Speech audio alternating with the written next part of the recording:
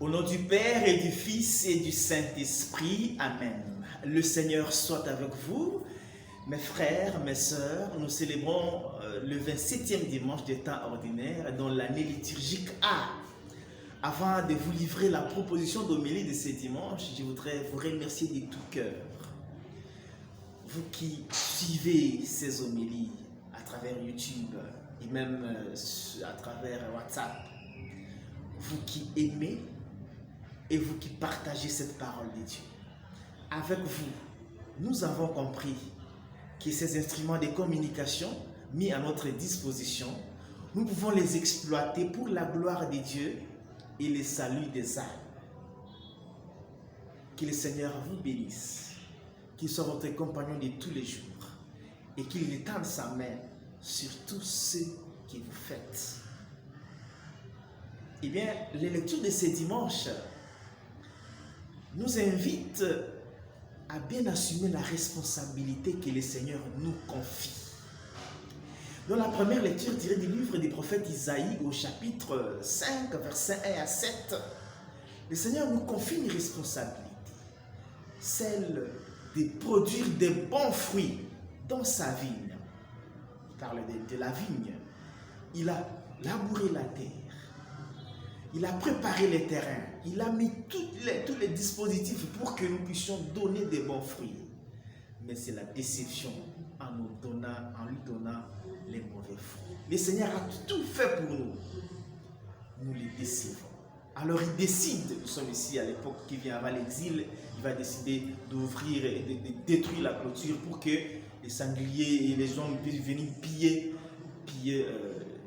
la ville. Le mal qui nous arrive, essayons de nous examiner devant le Seigneur.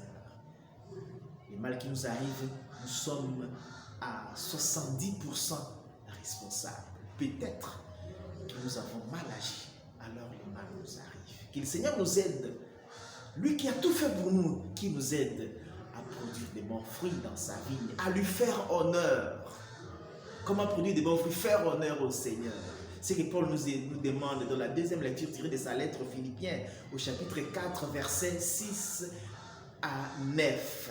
Tout ce qui est honorable, tout ce qui est digne, prendre ça à notre compte. Faire ce qui est juste, ce qui est noble, ce qui est droit, et ainsi de suite. Quelles sont mes œuvres? Prendre en compte ce qui est bien, agir bien et faire confiance au Seigneur. C'est ce que Paul dit dans la deuxième lecture. Ne s'inquiétez de rien. Faire confiance à Dieu en toutes les circonstances.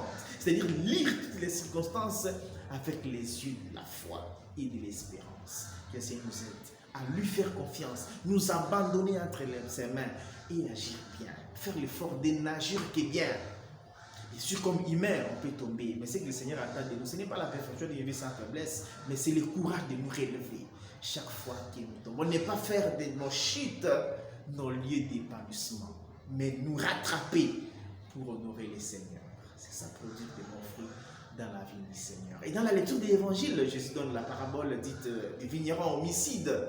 Ici, les vignerons éclipsent le Seigneur lui-même. Ils prennent sa place, ils leur confient la responsabilité et ils agissent en propriétaires, oubliant celui qui leur a confié cette responsabilité. C'est ce que nous faisons dans la vie du Seigneur, mais dans les églises. Nous voulons prendre la place de Dieu, les honneurs de Dieu, courir derrière les ovations, courir derrière les acclamations, courir derrière les honneurs. C'est de la vaine gloire.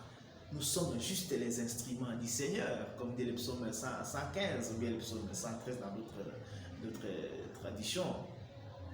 Nous sommes les instruments du Seigneur.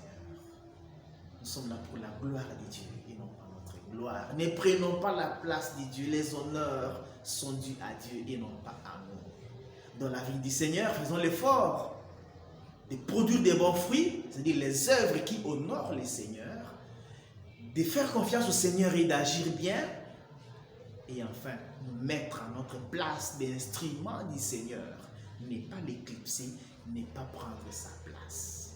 Que le Seigneur nous y aide et qu'il vous bénisse chacun et chacune, au nom du Père et du Fils et du Saint-Esprit.